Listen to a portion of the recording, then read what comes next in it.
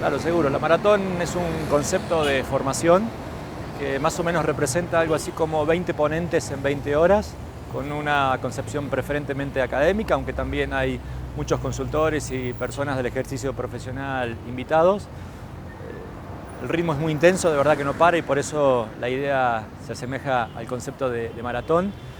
Siempre apoyado por instituciones académicas, las universidades son contraparte en distintos lugares, ya esta es la 6ª edición, y obviamente que va a ser un placer imaginar que este evento pueda trasladarse a Colombia.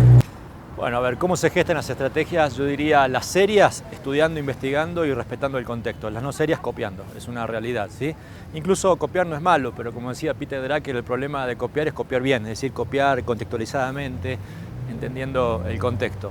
¿Cómo se ve Colombia? Bueno, con una dinámica particular, en algunos casos, particularmente en lo que hace a su historial de violencia, particularmente en lo que hace entender que cuando todo el mundo hablaba de populismo en América Latina, también podía entenderse el populismo por derecha en la propia Colombia, ¿no? Para bien o para mal, y esto no necesariamente implica un juicio peyorativo cuando uso la palabra populismo. Y sin embargo, hoy tiene algo que es poco particular en función de lo que sucede en América Latina, y yo diría que es el promedio, y es que existe un deterioro, en algunos casos muy marcado, de la imagen gubernamental o del consenso político. El derrumbe de las encuestas del presidente de Colombia podría ser solo un caso colombiano, pero en realidad lo es en Argentina, lo es en Ecuador y lo es particularmente en el promedio latinoamericano. Si hoy uno analiza los niveles de aprobación de hace 10 años de los presidentes, Uribe por caso, los presidentes terminaban con imagen aproximada del 70%, ¿sí? Hoy con suerte un presidente que llega a 30-35%, no digo que está bien, pero es un promedio aceptable porque hay muchos que están incluso con valores peores que eso, ¿sí? Es un contexto en donde incluso en el caso colombiano cuesta imaginar consensos totales, y yo diría que más bien se trata de una época de consensos precarios, ¿no?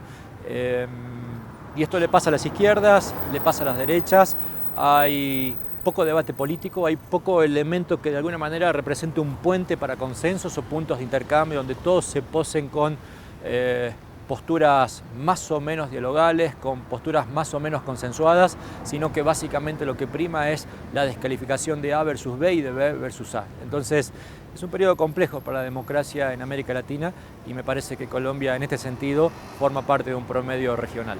Probablemente no en el primer en el primer mes de gobierno, pero la corte de alarga se fueron gastando todo. Algunos implicaron incluso una renuncia anticipada del mandato, el caso de Perú con Pedro Pablo Kuczynski, que inicia su gestión básicamente concibiendo él o confundiendo él, vaya uno a saber, la presidencia con la sensación de un rockstar, ¿sí?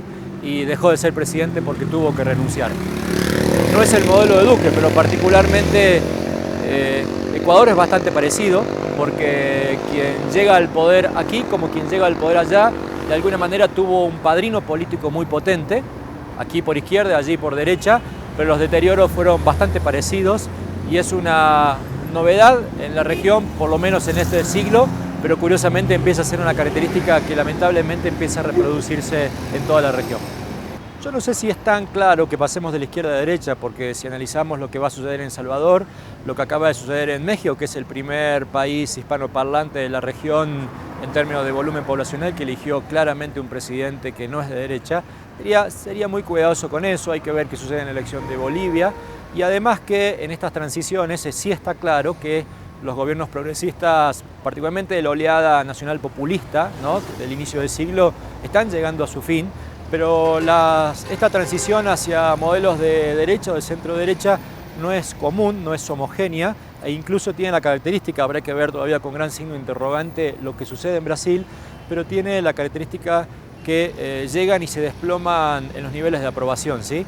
Entonces, yo diría, estamos en un momento de transición donde algo está acabando, pero lo nuevo no es homogéneo, es difuso, es difícil de categorizar, y además no logra asentarse en niveles de consenso razonables, ¿sí? Además, hay que tener cuidado con la palabra populista. La palabra populista lo voy a traducir casi diría al castellano. En la academia hay un autor, Alan Lippard, que habla que ciertos conceptos sufren del estiramiento conceptual. ¿Qué es esto? Es como una goma de mascar que se estira y cualquier cosa entra dentro del populismo.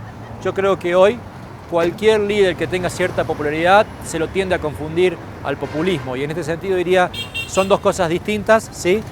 Y me parece que también esta idea del populismo tiene que ver con nuevas formas de hacer política, con nuevos ciclos, y yo no sería tan contundente ni tan devastador para defenestrar a quien es tildado así o a quien piensa que el populismo no necesariamente es malo.